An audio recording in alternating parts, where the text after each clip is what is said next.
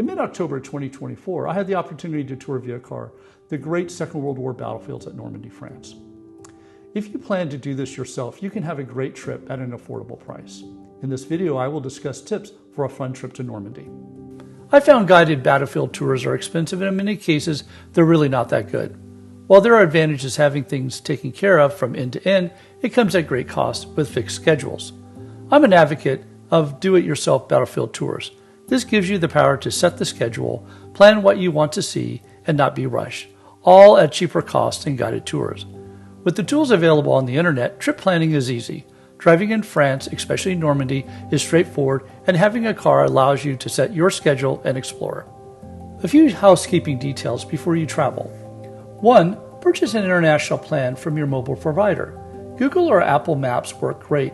It's a huge help navigating around. Also, making reservations and researching historical sites is readily available and translated. 2. Travel with at least 2 credit cards. Ensure through your bank the credit cards can be used in France.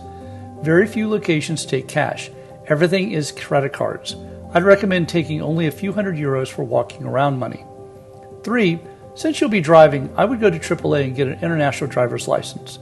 It costs $20 and most places don't require it, but just in case, it's good to have one if your rental car agency asks. 4. If you are a U.S. military member, active duty, guard, reserve, or retired, bring your identification. Many museums and sites in France reduce or waive entrance fees for veterans. Last, don't forget your passport. I'd recommend not having a rigid schedule. Allow time to drive around the country lanes of Normandy. There are many monuments and small battlefields.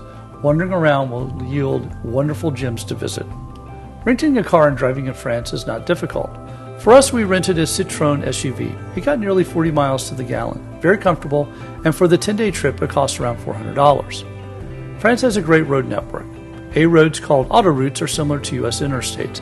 They have tolls that use credit card contactless payment. In Normandy, the national route N13 runs from Caen to Cherbourg. This highway allows visitors to move around the battlefield easily. Country roads are well marked, but use mobile maps for navigation. A warning, don't exceed the speed limit. There are radar monitoring of roadways in France. For lodging, I recommend staying at 2 locations, one behind the American sector of the Omaha and Utah beaches, and then pivot to another location further east behind the British and Canadian beaches. I would stay at each location for 3 to 4 days at a time. This allows you to unpack and spend your days touring and not packing up every day to move to the next lodging. To reserve lodging, I use Booking.com. It is a great resource. There are many small inns and bed and breakfast establishments. You won't have a problem finding a great place to stay. For my trip, the first 4 days, I stayed at the village of St. Mary-Glees.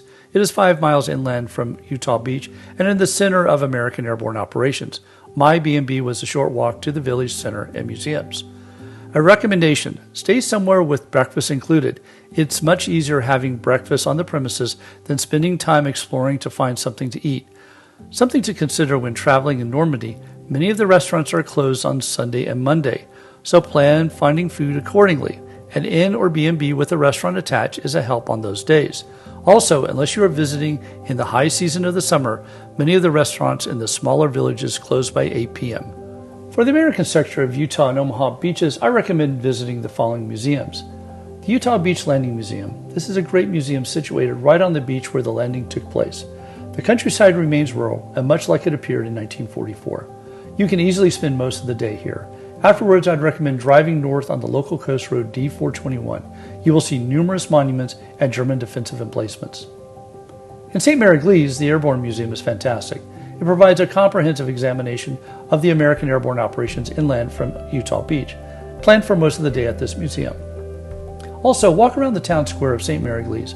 Note that a chaka of U.S. paratroopers from the 82nd Airborne landed here in the early morning of June 6. 9 of the 15 paratroopers perished in the ensuing firefight. There are 2 sites in the vicinity of St. Mary-Glees worth the visit. Go west on Road D15 2 miles to La Fiera Causeway in the valley of the Mederet River. It looks peaceful and beautiful, yet in June 1944 it was the site of one of the most intense small unit actions of the war. The Germans fiddled with the flood control gates at Karathon to the south and backed up the river, flooding the valley in 2 to 3 feet of water.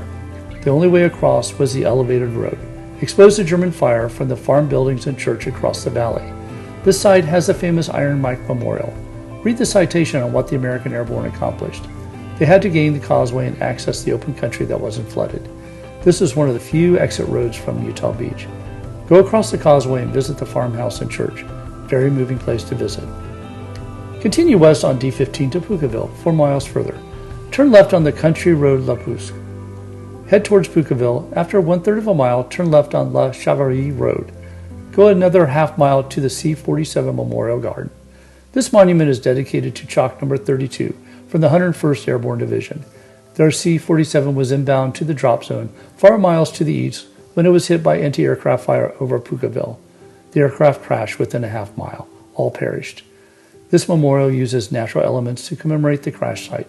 Trees for the men, plants and rocks to outline the aircraft. A very moving memorial to visit.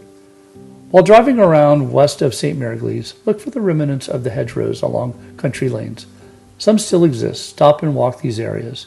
You will experience the compartmentalization and claustrophobic environment encountered by American troops in these battlefields. Next, a visit to Point Du Hoc, where U.S. Army Rangers scaled the 125-foot cliffs in their attack. This battlefield linked the Utah and Omaha beaches. The battlefield remains untouched. The defensive emplacements are still there. Simply an impressive sight to visit. Note the extensive cratering that remains after 8 decades. Working eastward to Omaha Beach, plan to spend hours touring the site. Many of the German fortifications remain, and you get a sense of the vastness of the beaches at low tide and the towering bluffs. Omaha became a battle to control the 4 draws through the bluffs that allowed movement inland. There are numerous memorials and historical markers along the beach. Spend time at the Normandy American Cemetery and Memorial at Colville-sur-Mer on a bluff overlooking where the 1st Division came ashore. There are at least 5 private museums near Omaha Beach. All have their unique contributions to the story. One of the best museums is on the road to the American Cemetery. The Overload Museum is excellent with numerous displays of equipment and battle scenes depicting the Omaha landings and campaign inland. Well worth the visit. At Arromenches, visit the D-Day Museum located where the British landed at Gold Beach. A new museum building was completed in 2023. It has a magnificent view and provides a detailed history of the assault and the Mulberry Bee artificial harbor that was key to the Allies' logistics supporting the offensive inland. Further east is Juno Beach, where the Canadians landed at Courcelles-sur-Mer. This is well worth spending a day. The Juno Beach Center offers visitors an understanding of the contributions Canada made to the Second World War. The Juno Park, which surrounds the museum, allows visitors to explore the historic site through the remains of the Atlantic Wall. The well-preserved German fortifications are easily accessible. The museum guides are excellent. The final beach to visit is Sword. This is the easternmost of the beaches. The landing at Sword was accomplished straightforward, but once the fighting moved inland, the battle for Caen was a grinding 2-month campaign. As you drive inland from Sword Beach to Caen, note how the terrain is more open and not compartmentalized, like it is behind Utah and Omaha beaches. There are 2 museums in the Caen area I found quite fascinating. Pegasus Bridge Memorial at Ronville, a museum and memorial to the British 6th Airborne Division in the Normandy landings and its capture of the bridges over the Caen Canal and Orne River. This museum provides a thorough exhibit not only on the seizing of the bridges, but the actions of the British airborne forces to secure the eastern edge of the Normandy battlefield. At the museum site is the original bridge and a replica of an airspeed Horsa glider, similar to those used in the assault on the bridges. Visit the Caen Memorial in the northern suburbs of the city of Caen. It is on the site of a German fortification command post used for the defense of Caen. This museum is extraordinarily well done. It focuses on the French experience in World War II. It is a very balanced presentation and well worth the visit. A few last thoughts on visiting Normandy. The French people are friendly, especially if you make an effort to use a few French phrases. Learning 50 basic French words goes a long way to breaking down barriers. The museum and sites I suggest are just the start of what's available. There are over 40 museums dedicated to the Normandy campaign. Many small private museums are quite good. Do the research to plan a trip that suits your interests and time available. You'll have great fun doing the trip yourself while saving a lot of money. Good luck.